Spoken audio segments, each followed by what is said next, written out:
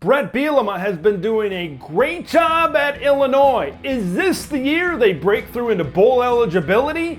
And is this the year they upset more than just a couple of teams? Let's take a look at Illinois.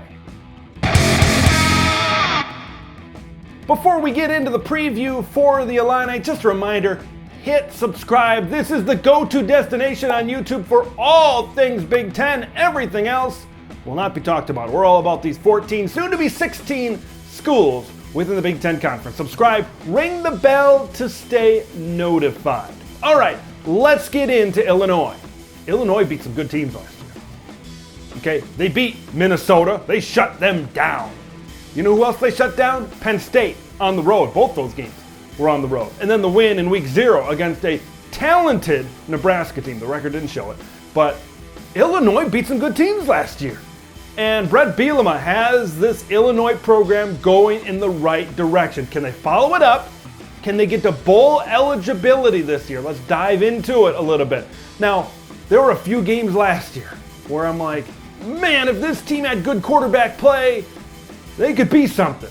Well, they went into the transfer portal and they're hoping they got it. Tommy DeVito, the transfer from Syracuse, when he came into Syracuse, he was one of the best quarterback recruits that the Orange had ever brought into upstate New York. He was a 4-star prospect in 2018, but injuries and a rocky relationship with Dino Babers there in the Blue and Orange of Syracuse kind of halted things, and it didn't go too well. You look at 2019, he was battling through injuries in 2019, 2,300 yards, 19 touchdowns. He looked like he was well on his way.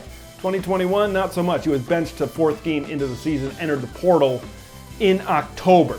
So my big question is, I think we know Tommy DeVito can be a talented quarterback. Has he overcome his injuries, and can he be the answer for Illinois at quarterback?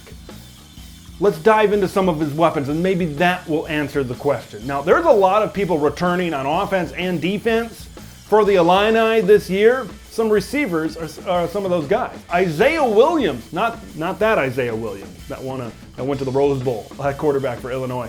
525 yards, 4 touchdowns in 2021. He's a 4th team preseason All-Big Ten according to Athlon Sports.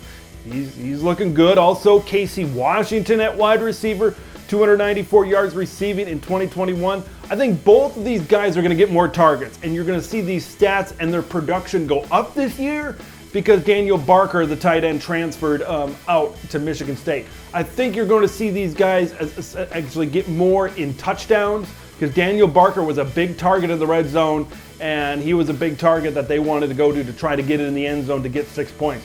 I like what I see with the speed on the outside with Isaiah Williams. I like what I see with Casey Washington as well, and it's always good to have guys returning into a system as well.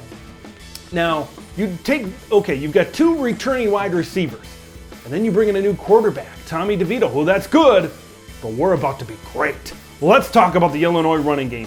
Chase Brown was an 1,000-yard back, and he emerged last season as one of the Big Ten's best running backs. He single-handedly put the team on his back against Penn State and willed them to an upset win in 9 overtimes in Happy Valley. You add in Josh McCray, who ran for 549 yards and 2 touchdowns. You have one of the better duos in the Big Ten at running back. So let's bring it all together. You got a really good running game. You got returning weapons at wide receiver. So if I'm looking at all those things I put together for Tommy DeVito, it seems to be a good recipe for him to have success.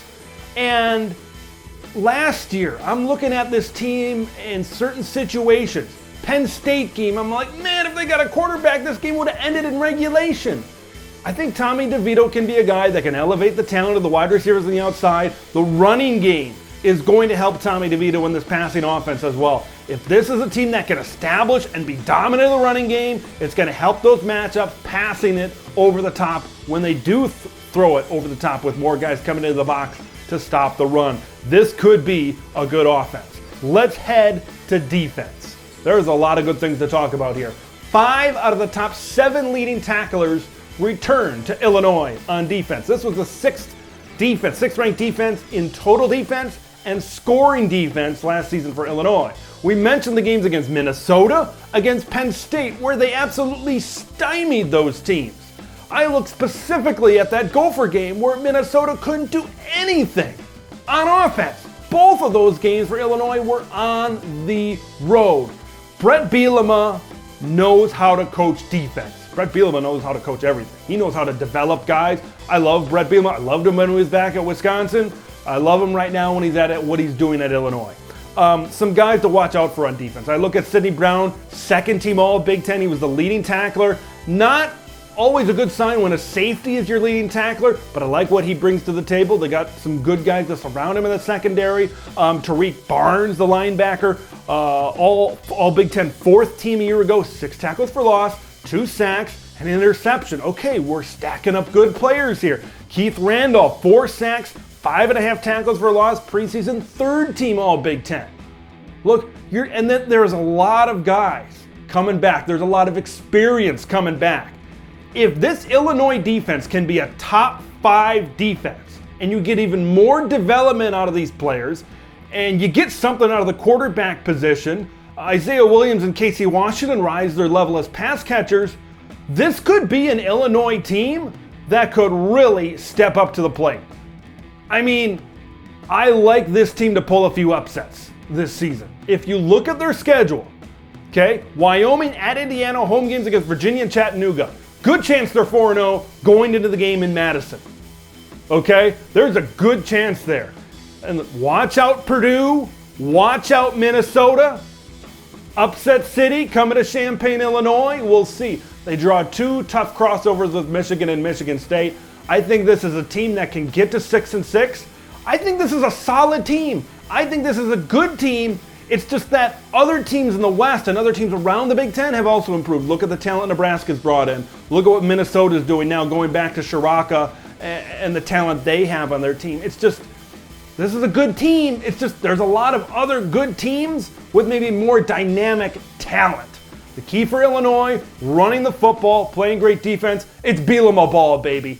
I want to hear what you guys have to think about Illinois. Are you as high on Illinois as I am? I think of all the teams that are kind of in the lower tier of the Big Ten, Illinois is a team that can jump up and pull a few upsets and maybe shock some people, maybe get to 7 wins.